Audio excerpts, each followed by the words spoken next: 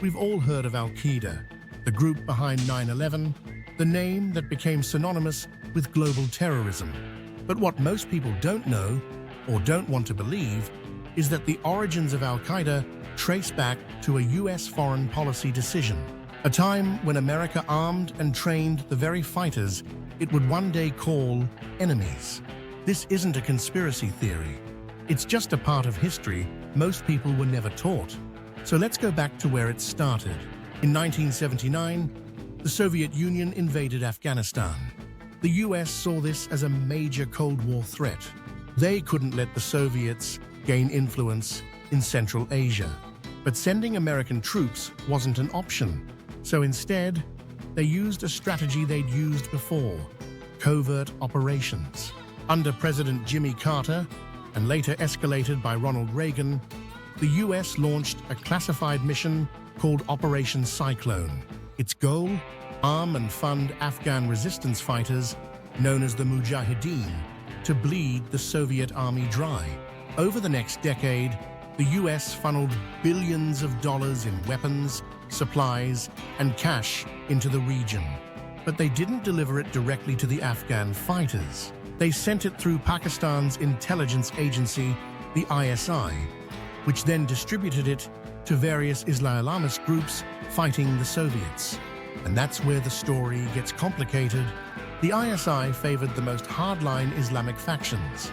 These groups weren't just anti-Soviet, they were anti-Western, anti-modernist, and ultra-radical. But because they were effective fighters, they got the most funding, training, and weapons. At the same time, foreign fighters from across the Muslim world began pouring into Afghanistan. Many of them believed they were fighting a holy war, a jihad against godless communism. One of those foreign fighters? A young Saudi named Osama bin Laden. Bin Laden wasn't originally a battlefield commander. He was more of a financier. He used his family's construction wealth to fund camps, bring in volunteers, and set up a network of support. That network would later evolve into al-Qaeda.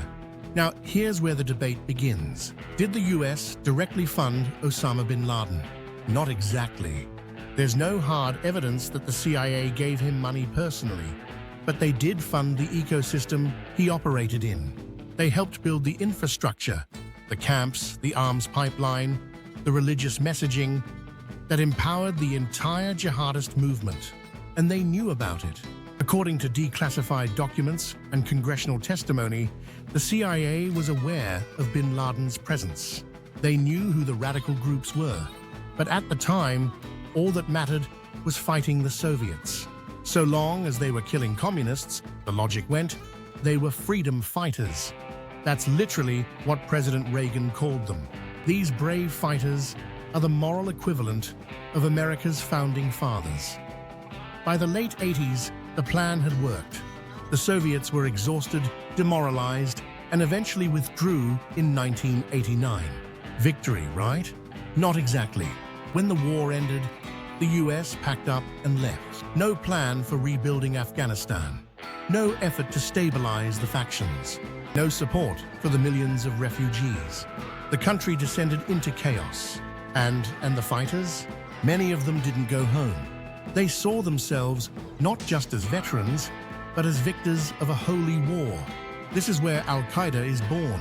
Bin Laden and his inner circle took the ideas, tactics, and global network built during the war and turned it into something new. A transnational jihadist movement targeting the West. Their logic was twisted but clear. If they could defeat a superpower once, why not again? Meanwhile, the US looked the other way. Throughout the 1990s, al-Qaeda's name started popping up. The 1993 World Trade Center bombing, the 1998 US embassy bombings in Kenya and Tanzania. The attack on the USS Cole in 2000, there were warnings. There were clues, but most of Washington didn't take them seriously. And then came 9/11. 4 hijacked planes, nearly 3,000 lives lost.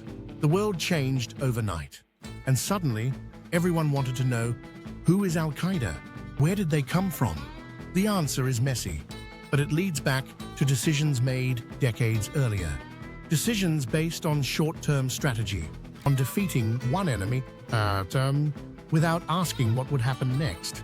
To be clear, the US didn't create al-Qaeda intentionally. They didn't hand bin Laden a check and say, "Go attack us in 20 years." But they created the conditions. They helped arm, fund, and legitimize a movement they barely understood, and then walked away before the consequences hit. That's not conspiracy. That's foreign policy. Even today, this history is rarely acknowledged. You won't hear it in political speeches. It's not taught in most schools. And when people bring it up, they're often dismissed as anti-American or revisionist. But denying the past doesn't erase it. The story of how the US helped empower jihadist fighters during the Cold War and then ignored the blowback for years is one of the most important, underreported stories in modern history. Not because it's about blame, but because it's about learning. Foreign policy isn't a movie. There aren't good guys and bad guys. There are just choices and consequences. And sometimes the enemy of your enemy becomes your worst nightmare.